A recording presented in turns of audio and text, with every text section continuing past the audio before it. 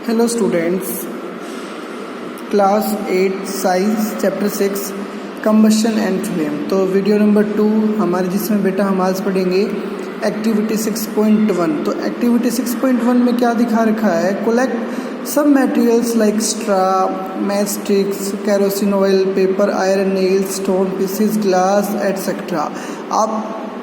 आपने क्या करना है, कुछ मटेरियल्स को क्या करना है, कलेक्ट करना है। लाइक स्ट्रा तो आप जानते होंगे, कोई पाइप वगैरह होती है, जैसे जूस वगैरह को क्या करते हैं हम, उसको शिप करने के लिए, जैसे मैंगो शिप होती है तो स्ट्रा वगैरह लेते हैं। मैच स्टिक, माचिस की सीख लेते हैं। केरोसिन ऑयल, पेपर लेते हैं। आयरन नील्स, लोहे की कील लेते हैं। स्टोन पीसेस लेते हैं। Glass etcetera. तो under the supervision of your teacher. और जो भी आप एक्टिविटी कर रहे हो 6.1, या तो आपके साथ कोई बड़ा बुजुर्ग आदमी हो जिसको नॉलेज हो इस चीज़ के बारे में, या फिर आपको कोई टीचर हो। Try to burn each of this materials one by one. और आपने एक एक करके सभी मटेरियल्स को बर्न करके देखना है। Combustion take place, mark the material combustible. अगर वहाँ पे उस चीज़ का या फिर उस मटेरियल्स का कंबशन हो रहा हो तो वहाँ पे आपने मार्क करना है कि ये कंबस्टिबल है। और अगर otherwise mark it non combustible. अगर उसका कंबशन नहीं हो रहा हो तो उसको आप क्या लिखोगे?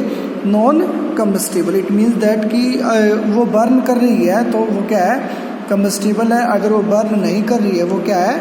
नॉन कंबस्टिबल है। तो table 6.1 combustible and non combustible substances. Material combustible and non combustible. Material would है, लकड़ी क्या जल जाएगी आसानी से, वो क्या कंबस्टिबल है, और ये नहीं है, ठीक है, मतलब नॉन कम्बस्टेबल नहीं है, ये कम्बस्टेबल है। तो पेपर क्या है? कम्बस्टेबल, आसानी से जल जाता है। आयरन नेल्स, लोहे की कील है, वो कम्बस्टेबल नहीं है, क्या है? नॉन कम्बस्टेबल है, वो इजीली क्या होगा? बर्न नहीं हो पाएगा। केरोसिन ऑयल है बेटा, कम्बस्टेबल है। स्टोन पीसेस है, वो क्या है? नॉन कम्बस्टेबल है, वो आसानी से नहीं जलता। पत्थर कोई जलता है? नहीं जलेगा। स्ट्रा है, स्ट्रा क्या आराम से क्या हो जाएगी? कम्बस्टेबल हो जाएगी। चारकोल है, चारकोल भी इजीली कम्बस्टेबल हो जाए, क्योंकि आपने देखा हुआ लकड़ी का कोई कोयला वगैरह है तो आप देखते हो उसमें जो मॉइस्चर वगैरह होता है वो सारा सूख जाता है और ब्लैक कलर का हो जाता है। तो उसमें आप क्या देखते हो? वो आसानी से जल सकता है, हीट और एनर्जी रिलीज कर सकता है। तो मैच स्टिक है, वो भी क्या है? कम्बस्टेबल। और ग्लास जो कांच वगैरह होता है, जैसे आप इसमें देख सकते हो, क्या है? नॉन कम्बस्टेबल है, इसको हम आसानी से नहीं जला पाएंगे। तो 6.1 टेबल के बाद हम देखते हैं, can you name some more substances which are combustible. क्या आप ये जो आइटम्स हैं, आप इसके अलावा और ऐसे सब्सटेंसेस हैं आपकी नज़र में, आप उन्हें बता सकते हो कि ये क्या है?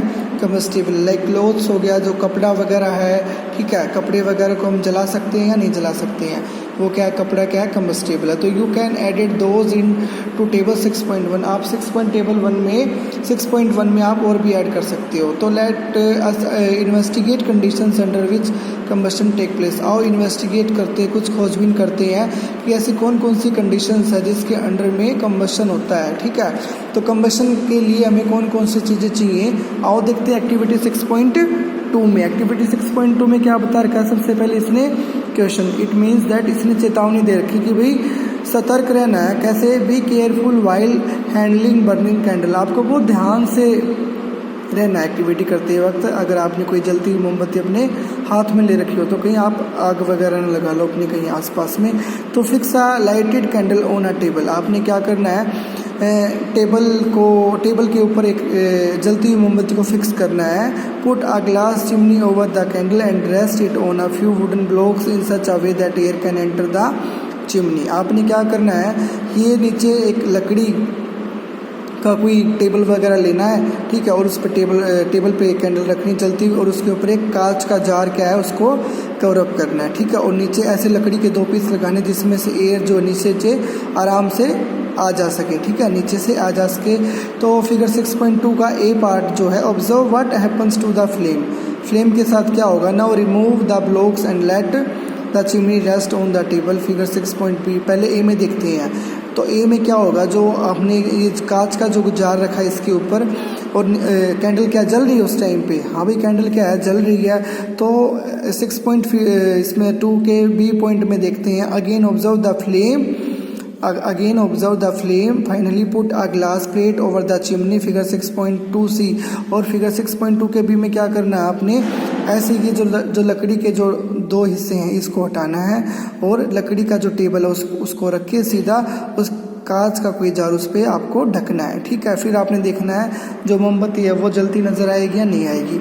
और तीसरे में क्या करना है, सी में क्या करना है अपनी, watch the flame again, what happens in the 3 cases, does the flame flicker off, does it flicker and give smoke, or does it burn unaffected, or can you infer anything at all about the role played by air in the process of burning। तीसरे में क्या करना, आपने table पे एक मोमबत्ती रखनी जलती हुई, और फिर उसके ऊपर कांच का एक बर्तन रखना, जार रखना, और उसके ऊपर क्या रखना, एक लकड़ी का टेबल रखना, उस मतलब उसको दोनों तरफ से ढक देना है।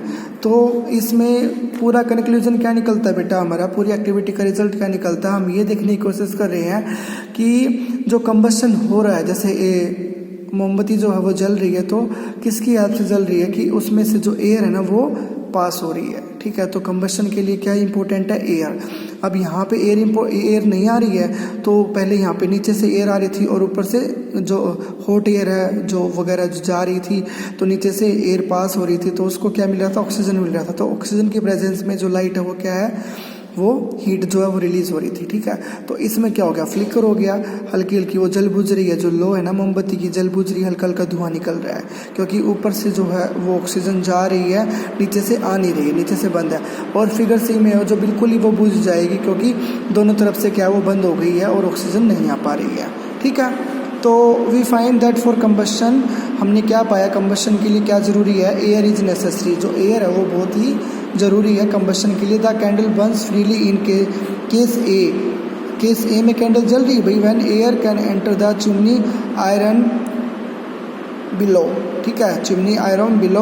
और इन केस बी में देखिए तो क्या होगा, when air does not enter the chimney from below, नीचे से नहीं पास हो रही है एयर, तो क्या होगा, the flame flickers and produce smoke. Flicker हो रही है मतलब जल बुझ रही है, वो धीरे धीरे बुझने की कोशिश कर रही है, और जो स्मोक है वो क्या हो रहा है, प्रोड्यूस हो रहा है। तो in case C the flame finally goes off because the air is not available. Case C में क्या होगा, जो कैंडल की जो लाइट है वो बंद हो जाएगी, क्यों, क्योंकि वहाँ पे उसको क्या एयर नहीं मिल पा रही है, ठीक है। तो एक्टिविटी 6.2 भी होगी हमारी। अब देखते हैं बेटा एक्टिविटी 6.3 में क्या बता रखा है। एक्टिविटी 6.3 में बता रखा है, place a piece of burning wood or charcoal on an iron plate और तवा। आपने क्या करना है, एक पीस लेना है, किसका, बर्निंग वुड का, जलती हुई लकड़ी का, या फिर चारकोल का, जलते हुए चारकोल का, ऑन एन आयरन प्लेट पे रखना है उसको, या फिर तवे पे रखना। आपने देखा होगा ना, आपका लोहे का तवा वगैरह होता है जिस पे आप रोटियां पकाते हो, ठीक है। तो उस पर क्या करना है, बर्निंग वुड का कोई वुड का पीस रखना है, या फिर कोई चारकोल का पीस रखना है। तो cover it with a glass jar, और ग्लास जार से आपने उसको कवर अप करना है, और अ टम्बलर, ठीक है, या फिर और अ ट्रांसपेरेंट प्लास्टिक जार से उसको आपने कवर अप करना है। तो observe what happens, does it charcoal stop burning after sometimes, क्या कुछ समय के बाद जो है जो चारकोल या वगैरह या फिर जो वुड का जो पीस है वो जलना बंद हो जाएगा या नहीं होगा। तो can you think of the reason why it stops burning. तो अगर होगा तो क्यों होगा भाई, इसलिए होगा क्योंकि वहाँ पे उसको जो ऑक्सीजन है, जो एयर है वो नहीं मिल पा रही है उसको बर्न आउट होने के लिए, ठीक है। तो हम ये पता लगा सकते हैं कि जो ऑक्सीजन की प्रेजेंस में क्या होता है, कंबशन होता है, ठीक है। तो you might have heard what when the clothes of a person catch fire. आपने कई बार देखा होगा, सुना होगा कि किसी आदमी के कपड़ों ने क्या है, आग कैच कर ली हो, कपड़ों में आग लगी हो। तो the person is covered with a blanket, तो वो आप क्या करते हो, उस पर्सन को ब्लैंकेट के साथ कवर अप कर देते हो टू एक्सटिंग्विश फायर, आग को बुझाने के लिए उस पर कंबल वगैरह उड़ा देते हो। तो कैन यू गेस वाई, ऐसा क्यों करते हैं, ब्लैंकेट को उसके ऊपर क्यों उड़ाते हैं, ब्लैंकेट को क्यों लपेटते हो उसके शरीर पे, ताकि जो आग है वो बुझ जाए। तो now recall some of your experiences, आओ देखते हैं क्या क्या एक्सपीरियंसेस है इसके। Does a match stick burn by itself, how does it burn. क्या आपने देखा है, डज अ मैच स्टिक, जो माचिस की जो तिल्ली है, पहले इसका देखते हैं बेटा।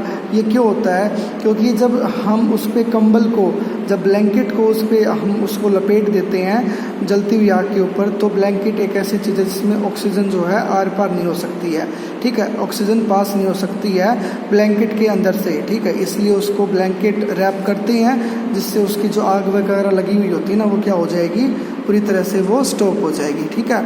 एयर का वहाँ से कट ऑफ हो जाएगा, और एयर का कट ऑफ हो जाएगा तो जो आग वगैरह लगी हुई है ना, जो फायर वगैरह लगी हुई है, वो अपने आप क्या हो जाएगी, बंद हो जाएगी, ठीक है। तो now recall some of your experiences. अब हम कुछ एक्सपीरियंसेस देखते हैं। Does a match stick burn by itself, क्या कोई माचिस की जो तिल्ली होती है क्या अपने आप जलना स्टार्ट हो जाती है? हाउ डज इट बर्न, वो कैसे जलती है? अपने आप तो नहीं जलती ना, वो जब उसको रब करते हैं माचिस के साथ तभी तो वो जलती है ना।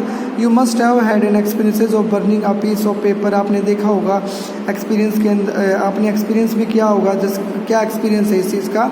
Does it burn when a burning matchstick is brought near it, आपने देखा होगा जब हम किसी माचिस की तिल्ली को और जलती हुई माचिस की तिल्ली को किसी पेपर के पास लेके जाते हैं, किसी पेपर के पास लेके जाते हैं तो वो पेपर क्या होगा? जलना स्टार्ट हो जाएगा।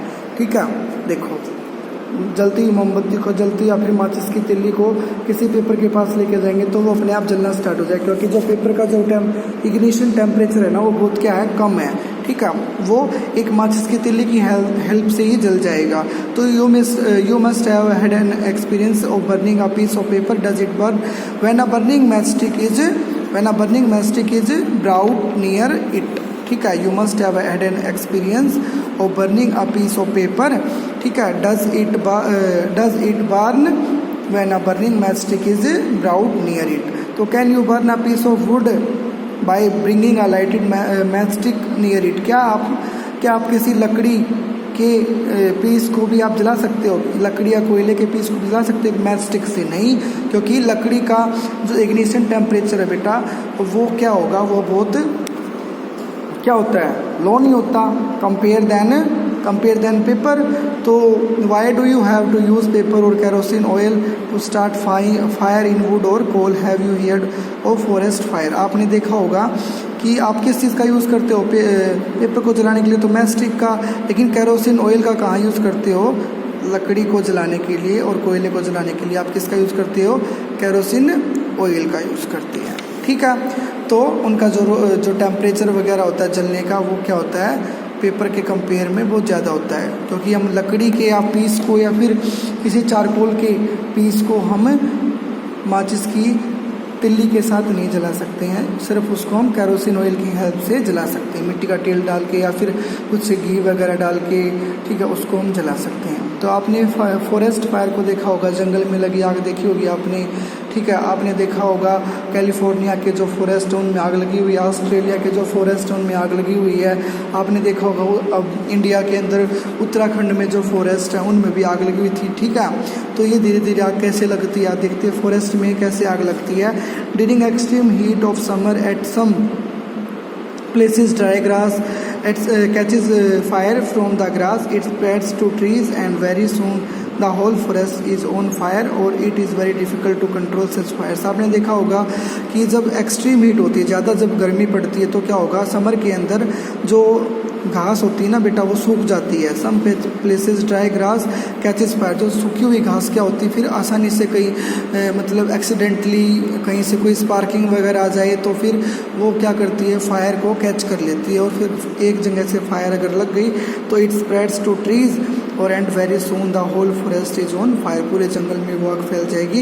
It is very difficult to control such fires, तो जंगल में लगी हुई आग को कंट्रोल करना क्या बहुत डिफिकल्ट हो जाता है। ठीक है, तो do these experiences tell you that different substances catches fire at different temperature. तो आपने देखा होगा जितना भी आपने पीछे टॉपिक पढ़ा है उस एक्सपीरियंसेस के बेस पे क्या बोलता है कि जितने भी सब्सटेंसेस हैं, सभी सब्सटेंसेस जो डिफरेंट सब्सटेंसेस हैं उनको जलाने के लिए एक अलग से टेम्परेचर की ज़रूरत होती है। एट डिफरेंट टेम्परेचर, सबका टेम्परेचर क्या होता है? अलग अलग होता है। तो the lowest temperature at which a substance catches fire is called its ignition temperature. जो लोवेस्ट टेम्परेचर होता है किसी भी सब्सटेंस का, ठीक है, lowest temperature at which a substance, एक ऐसा लो टेम्परेचर जिस पे जो सब्सटेंस है वो फायर को कैच करता है उसको हम क्या बोलते हैं? Ignition temperature. ठीक है, the minimum temperature at which a substance catches fire, ठीक है, which is called ignition temperature. For example के तौर पे क्या बता रखा है? The ignition temperature of the wood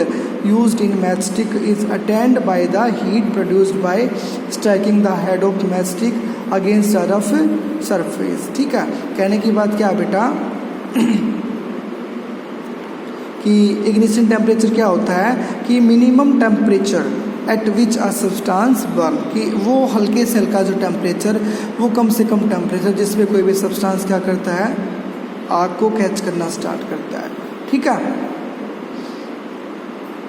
तो can you tell know why a match stick does not catch fire on its own at room temperature. आपने देखा होगा कि आप बता सकते हो कि रूम टेम्परेचर पे जो मैच स्टिक है वो अपने आप नहीं जलती है, ठीक है। Can you tell know why a match stick does not catch fire on its own, अपने आप जलना स्टार्ट नहीं होती है वो, ठीक है, रूम टेम्परेचर पे। तो why does the match stick start burning on rubbing it on the side of the match box. जब हम उसको रब करते हैं ना तभी वो क्या करती है, गर्म होती है, और गर्म होने के बाद फिर वो आग को कैच करती है, ठीक है।